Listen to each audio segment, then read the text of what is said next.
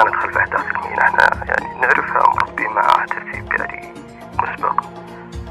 mudane ma ogtahay wax ka dambeeya dhacdadii takada annagu waan ognahay waxa dhacay waa kuwa xiriir leh dhacdooyin horey oo dhacay ujeedkeena waa inaan ku cadaadino waxaana cadaadiskan keenaya in imaaraadku uu ka baxo heshiisyada uu ku joogo kadib aan heshiisyada annagu aan la galno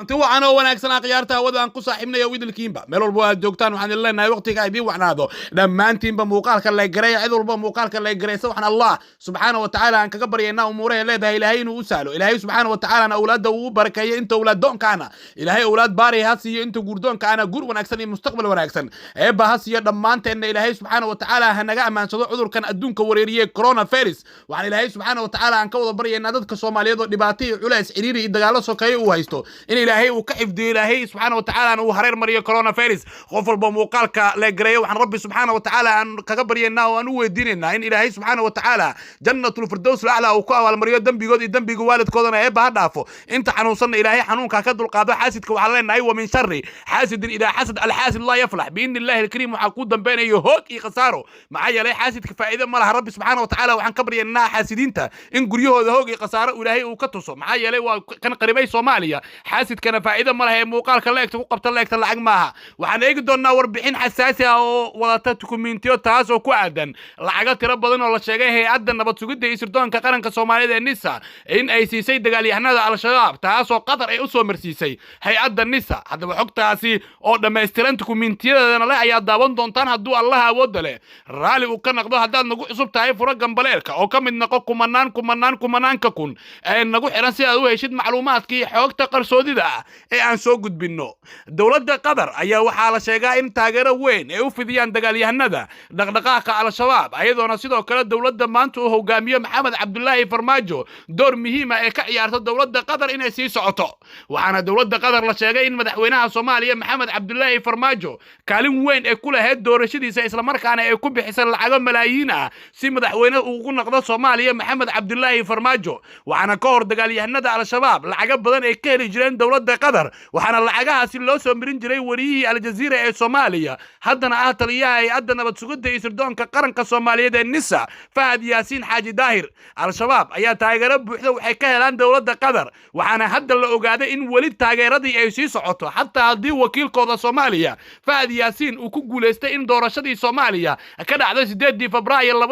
2017 inuu keensado madaxweynihii uu watay waxaana wali sii socoto taageerada al-shabaab ay siiyaan dawladda qatar hadda waxaan eegi doonaa xog iyo macluumaad arintaasi ku saabsan dawladda qatar waa dawlad yar laakiin dhaqaale badan leh waxayna taageertaa ururada islaamka ama ururada islaamiyiinta xaq jirka ee ka jira adduunka kuwaas oo qayb ay ka yihiin dagaalyahanada dhaqdhaqaaqa al-shabaab sida bulshada Soomaalida ee la socota wargeysyada waaweyn ee dalka Mareykanka oo uu ka mid yahay New York Times waxay baahiyeen cod qarsoodi ah oo laga duubay safiirka qatar u fadhiya Soomaaliya iyo sidoo kale nin maalqabeen weyn ah saaxiib dhowna la ah amiirka dalka qatar ahna gacanta midig ee amiirka dalka qatar waxaana labadan mas'uul ay ka sheekaysanayeen weerar howlgal ah oo ka dhacay magaalada Boosaaso taas oo lala beegsaday shirkad ay leedahay isku tagga Imaaraadka Carabta ninkan ganacsadaha caanka ayaa waxa uu u sheegay safiirka qatar Soomaaliya u fadhiya in xoog ay ka taabacsan ay fuliyeen weerar qarax oo ka dhacay magaalada Boosaaso ee xarunta gobolka Bari ee dawlad goboleedka Soomaaliyeed ee Puntland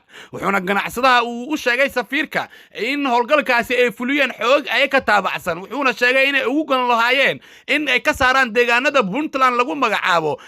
shirkadda ganacsiga ee Imaaraadka ee fadhigeedu uu yahay magaalada Boosaaso wuxuuna ninkan ganacsadaha hadalkiisa intaas uu ku sii daray inay jiraan xoog badan oo mucaarad ah islaamiyiin ah kuwaas oo taabacsan siyaasad ahaan dawladda qatar waa sida hadalka uu u dhigay ninka ganacsadaha caanka isla markaana saaxiibka dhow la ah amiirka dalka qatar oo telefoonka kula hadlayay safiirka qatar u fadhiya Soomaaliya taas oo banaanka keentay xiriirka wada shaqeyneed ee ka dhaxeeya dagaalyahanada dhaqdhaqaaqa al-shabaab iyo dawladda qatar waxa xusid mudan weerarka ka dhacay magaalada Boosaaso waxa sheegtay dagaalyahanada dhaqdhaqaaqa al-shabaab oo ka dagaalama Soomaaliya iyo dalal lacageeska Afrika laakiin hadda waxaan helnay dukumeenti ku aadan lacago magaalada Muqdisho laga diray loona diray deegaanada dagaalyahanada dhaqdhaqaaqa al-shabaab ee maamulaan lacagtan la diray waxa la marsiyay xawaalada lagu magacaabo Taaj waxaana lacagtan diray madaxa shaqada iyo shaqaalaha ee hay'adda NISA isla markaana ah taliye ku-xigeenka hay'adda NISA ninka lagu magacaabo Cabdullaahi Aadan Kulan oo loo yaqaan Jiis Mariixaan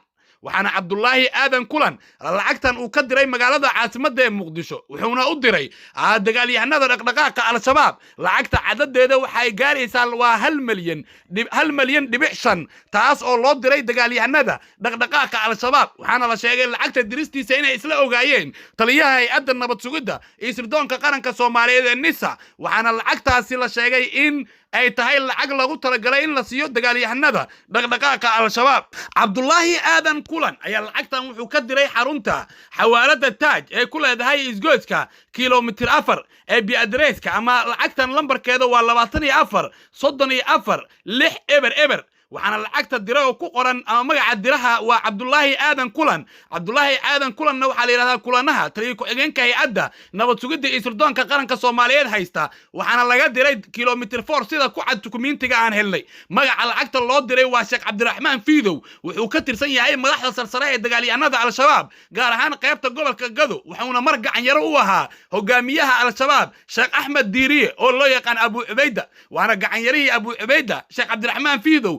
waxaana qaraabo dhow ay yihiin cabdulaahi aadan kulane oo ah taliya ku-xigeenka hay-adda nabad sugidda iyo sirdoonka qaranka Soomaaliyeed ee NISA lacagta total ahaan la diray waa 1,500,000 oo loo diray dagaalyahanada dhaqdhaqaaqa al-shabaab waxaana la sheegay in lacagtaasi telefoonka lagu diray ama telefoonka diraha ee kulana uu wato kulane waxa lambarkiisa waa 61274 eber 6 hal eber lacagta qofka qaatay oo ah Sheekh Cabdiraxmaan Fiidow ninka lagu magacaabo lambarkiisa telefoonka gacanta waa 62553 waa qaataha lacagtaasi 1,500,000 ah receiver lambarka ama lambarka koodka ee lacagta ee lambarka dheer ah waa 1 eber 4 eber 32 92 eber 2 eber 1 4 1 3 eber waana lacagta lambarka dheer ee koodka waxaana lacagtan la sheegay in laga diray magaalada caasimadda ee muqdisho loona diray deegaanada shabaabka ee maamulaan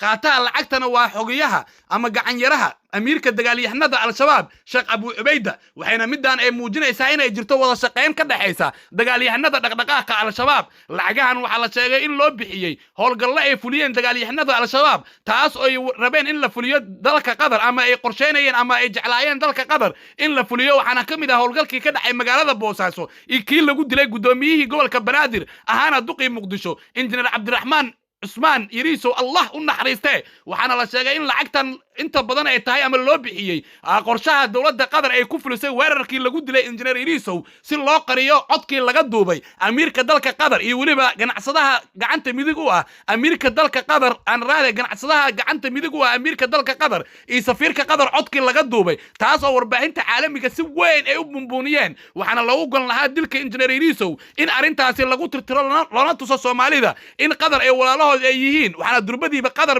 loo qaaday dhaawacii injineer Iriso iyo dadkii kale la dhaawacmay inkastoo injineer Iriso uu ku dhintay isbitaal ku yaal dalka Qatar waxaana weerarkaasi qorshihiisa la safiirka Qatar u fadhiya Soomaaliya taliyaha hay-adda NISA iyo ra'iisul wasaaraha Soomaaliya Qayre waxaana la sheegay in ujeedka ugu weyn ee injineer Iriso loo dilay ay tahay oo kaliya ah in la tirtiro codka New York Times uu baahiyay taasoo ku aadan in Qatar iyo shabaab ay wada shaqeyn ay leeyihiin waxaana codkaasi qarinayay ganacsadaha gacanta midig u ah amiirka dalka Qatar iyo sidoo kale safiirka Soomaaliya uu fadhiya Qatar laakiin wax walba hadda waxa banaanka soo dhigay dukumeentiyada cad iyo dhaqaalaha malaayiinka ah ee ay isweydaarsanayaan dagaalyahanada dhaqdhaqaaqa al-shabaab NISA iyo waliba dawladda Qatar hadda macluumaad kale oo intaan ka baxsan iyo codad qarsoodi ah goor dhow ayaan soo gelin doonaa barta YouTube-ka aan ku leenahay dhamaantiin ba ilaahay aydin xifdiyo ilaahay umuuraha leedin asalo Allahumma la sahla illa ma ja'altahu sahlan faj'al umurana wa umur al-muslimina kullaha sahla ilaahay dhamaanteen waxaan ka maan galeynaa cuduraadka adduunka wareeriyo coronavirus qaybka ya rab ilaahu adaan ka maan galeynaa ilaahu ummadda Soomaaliyeed ka ilaali cudurkaas ya rab ilaahu waa ogtahay dhibaatada Soomaalida haysata baahida haysata juuca ay ku jiraan dagaalada sukkay ya rab ilaahu dadka Soomaaliyeed cudurkaas ka ilaali ilaahu dadka Soomaaliyeed qulubtooda isku keen ilaahu ummadda Soomaaliyeed cadowgooda ilaahu ka qabo ilaahay waxaan dhamaanteen ka baryaynaa oo ku weydiisanaa gargaarka iyo kaalmadaada ya rab ilaahu umuraha leenahay dhamaanteen bino sahal Allahumma la sahla illa ma ja'altahu sahlan faj'al umurana wa umur al-muslimina kullaha sahla ilaahay dhamaanteen waxaan ku weydiisanaa gargaarka iyo kaalmadaada iyo naxariistaada ilaahu dhamaanteen ba faraj qeyr qab ilaahu noofur ilaahu culaaskii dhibaatada dhibaatada ilaahu naga dulqaad yaa rabbi ilaahu culayska dhibaatada ilaahu naga dulqaad ilaahu gargaarkaaga iyo nasrigaaga nasi ilaahu magacyada wanaagsan waxaan kugu weydiisanaynaa gargaarkaaga kaalmadaada allahu laa ilaaha illa huwa arraxmaanu الرحيم الملك القدوس السلام المؤمن المهيمن العزيز الجبار المتكبر الخالق البارئ المصور له الاسماء الحسنى اله ذنبي جاني ذنبي والد كان بدمان تنضاف اله جنه الفردوس الاعلى اله نغو كلمي اله نحريس يا ربي اله انا عقاب اله انا عقاب اله انت عنو سحنونك كدلقات وعافمات ugu bedel فرج خير اله دمان تن نوفر وصلى الله على نبينا محمد وسلم تسليما سبحان ربك رب العزه عما يصفون وسلام على المرسلين والحمد لله رب العالمين إلهو وحن كو ويديسنا نصركاغا غيركاغا إي كالمدادا